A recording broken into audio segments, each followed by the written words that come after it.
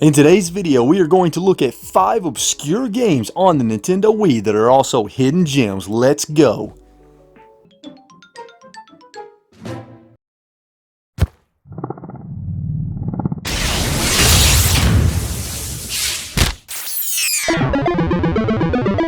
What's up everybody? Somewhere hidden in this video is my corgi Link, and if you can find him, I want you to leave a comment down below with the timestamp and his exact location.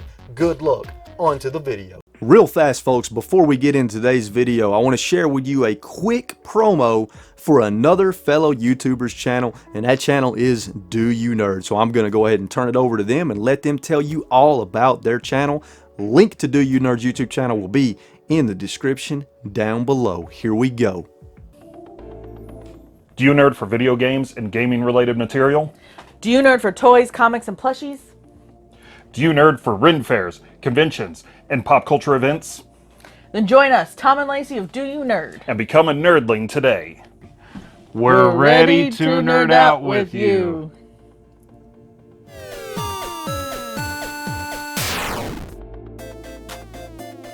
The first game we are going to talk about is The Secret Saturdays Beasts of the Fifth Sun. The Secret Saturdays Beasts of the Fifth Sun was released on the Nintendo Wii, Nintendo DS, PS2, and PSP on October 20th, 2009, and it is a 2D, 3D hybrid action game.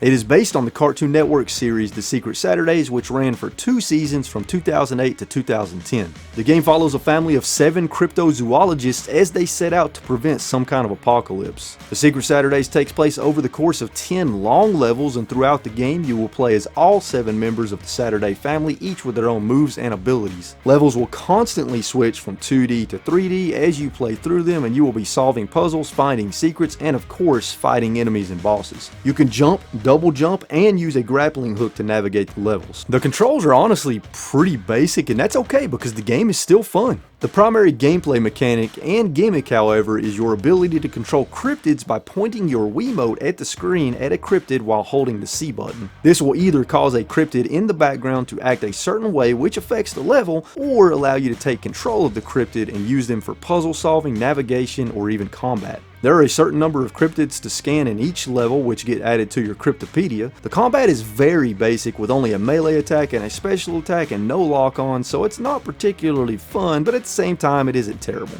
The game is also quite easy as it is geared mainly towards kids. But with all that being said, there is some fun to be had here, and at the time of this recording you can get a complete copy on the Wii for around $5 to $6, so I recommend picking it up. The next game we're going to talk about is Vertigo. Vertigo was released on the Nintendo Wii back in 2009, and it is a puzzle solving and racing course navigation game similar to games like Marble Madness and Super Monkey Ball. In Vertigo, you are a Zorber who is part of the elite Zorb Racing Corporation as you race through the galaxy. In the career mode, there are over 48 levels to tackle in varying difficulties across 9 worlds, and the goal of each level is to simply make it to the end. But you will also be awarded a gold, silver, or bronze award depending on how quickly you complete each level, so this brings the racing aspect into it as you're racing against the clock. Each planet has a totally different theme with different course designs and obstacles to contend with, adding a nice variety to the level design. You have 3 lives to complete a level, and there are usually a few checkpoints along the way. Controls are a bit strange in how you have to hold and move the Wiimote, but you get used to it after a while, and you can change the camera angle as well as press A for a speed boost and B to brake. So in Vertigo, you would think you could hold the Wiimote like this and tilt it forward to move forward, backward to move backward, left and right to move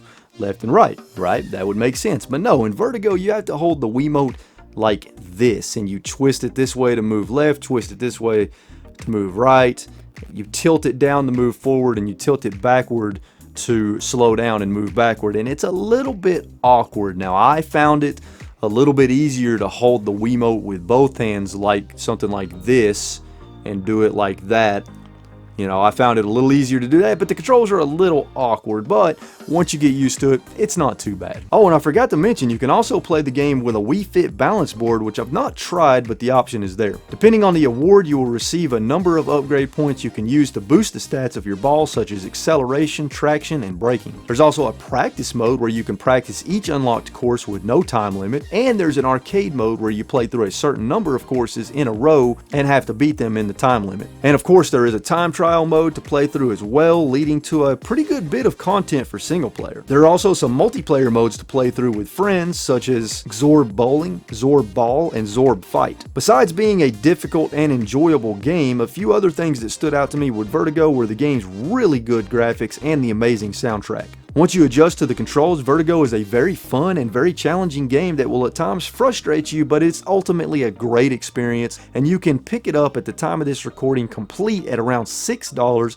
and it is 1000% worth the money, so check out Vertigo. Next up on the list is Wild Earth African Safari. Wild Earth African Safari was originally released on PC and Xbox in 2006 before being released on the Wii in 2008. Wild Earth African Safari is a photography game that actually gives me some slight Pokemon Snap vibes, except in this game you have full control over your character instead of on rails, and you are taking photos of real animals instead of Pokemon. In each level, which is called an assignment, you will navigate a large environment as your co-workers tell you what photos need to be taken, and they also narrate the experience and explain what the animals are doing. It is just you with your camera, which can zoom in and out, and you have to snap the right photos at the right time. For example, an elephant cleaning itself, or lions stalking some zebra, or alligators swimming. You get the idea. So it is a very relaxing game with no real challenge other than being at the right place at the right time and not missing the photo opportunities. It is a very chill game, and you will also learn some stuff about animals as you play because the game constantly spits facts out at you. In between assignments, there are articles written about your photos that you can read, which is a nice touch. You can also save the photos that you really like into a portfolio, which you can view at any time. There's a cooperative mode as well for you and up to 3 friends, which is cool, but I've not tried that mode.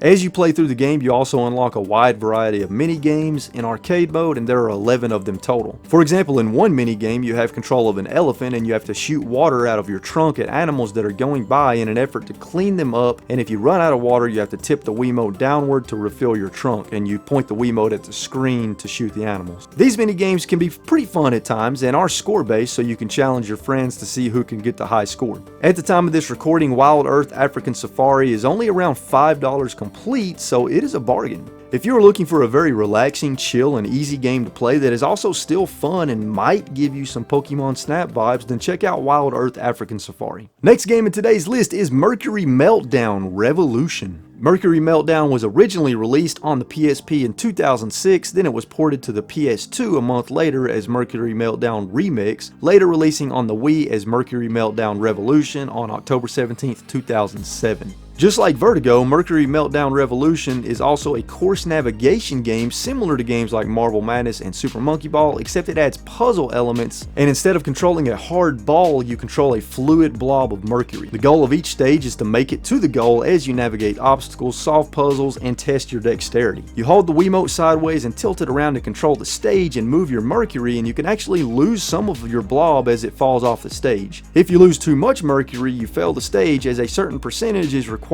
on the goal to win. Your blob can also split into multiple pieces, which come into play in puzzle solving, especially since you have to sometimes change your blob's color in order to activate certain switches or pass through certain gates or even activate the goal. One thing I love about Mercury Meltdown is the insane number of obstacles and objects you will encounter in the game and in each level. There are bounce pads, teleporters, conveyor belts, swinging pendulums, and so many more, which leads to a large variety in level design and mechanics. I also really love that they add puzzles to the mix instead of just straight up course navigation like in Super Monkey Ball. There are 3 metrics each level is scored on, being completing it within a certain time limit, maintaining all of your blob, and collecting all of the bonus items in each level. With these 3 scoring metrics combined and with over 150 levels, there is a ton of replayability in the game. There are also 5 party games to unlock throughout the course of Mercury Meltdown Revolution as you collect bonus items, which adds even more fun and variety to the game. Mercury Meltdown Revolution is such a fun, unique, and challenging game, and you can buy it complete at the time of this video at around $5, which is a fantastic deal. And the final game in today's video, which is also my favorite, is Monster Lab. Monster Lab was released on the Wii, Nintendo DS, and the PlayStation 2 on November 4th, 2008, and it is a very fun and unique game about building monsters and battling them against each other in a unique turn-based battle system. Monster Lab features 3 different gameplay sections, being the castle, the troublescope, and combat. You navigate the castle with the Wiimote pointer, similar to a point-and-click adventure game, and this serves as your main hub in the game. You will have access to the laboratories, the lightning tower where you build your monsters, and the command room, which is the center of your operation. In Monster Lab, as you acquire different parts and materials in the game, you will use these to build various monsters, which you will then use to explore the world and engage in combat. There are 3 different fields for monster creation, being mechanical, biological, and alchemical, and they all play into combat, which we'll touch on later. While in the troublescope, you will be navigating your monster throughout the world on paths, taking quests, exploring, and of course my favorite thing in Monster Lab, which is the combat. The combat in Monster Lab is turn-based, but it is incredibly unique and far more strategic than you may first think. The goal in combat is to destroy the opponent monster's torso before they destroy your torso. When it is your turn, you will select your head, your torso, your right or left arm, and your legs, and each body part has 2 actions available from which to choose from. Each attack action will target specific body parts on your opponent monster, so you can potentially destroy the other monster's arms, legs, or head before finally destroying their torso. When you or an opponent monster loses a body part, you also lose the moves associated with it, so part of the strategy is to cripple your opponent so they can't use certain attacks. In addition to that, each move is either alchemical, mechanical, or biological, and these 3 traits have a rock, paper, scissors effect, which can lead to more or less damage depending on which move you use against which body part. Honestly, there's so much more to Monster Lab that I could talk about, but we just don't have enough time in this video. This is a very fun, stylistic, and unique video game that I never hear anybody talk about, and that's a shame because it's pretty awesome. And the best part about it is that at the time of this recording, you can still get it complete for around $7, which is such an awesome deal, so do yourself a favor and check out Monster Lab because it deserves way more recognition. Well, there you have it, folks. 5 obscure games on the Nintendo Wii that I consider to be hidden gems. If you enjoyed this video, please be sure and hit that like button. Let me know in the comments down below if you've played or own any of the obscure hidden gems that I discussed in today's video, and let me know what you think about them. Also, let me know in the comments down below if there are any obscure Wii hidden gems that I should have talked about in today's video. Throw all those in the comments down below. Folks, as always, keep playing games and having a good time. Stay safe out there, and I'll catch you all in the next one. Later. If you made it to the end of this video, thank you so much. You're freaking awesome. And if you enjoyed it, hit that like button, share it with your friends and family. Check out all the social media links in the description down below. And if you want to see more Retro Wolf 88 videos, here's a couple more for you. Now, if you'll excuse me, I'm going to go play some more video games. Later.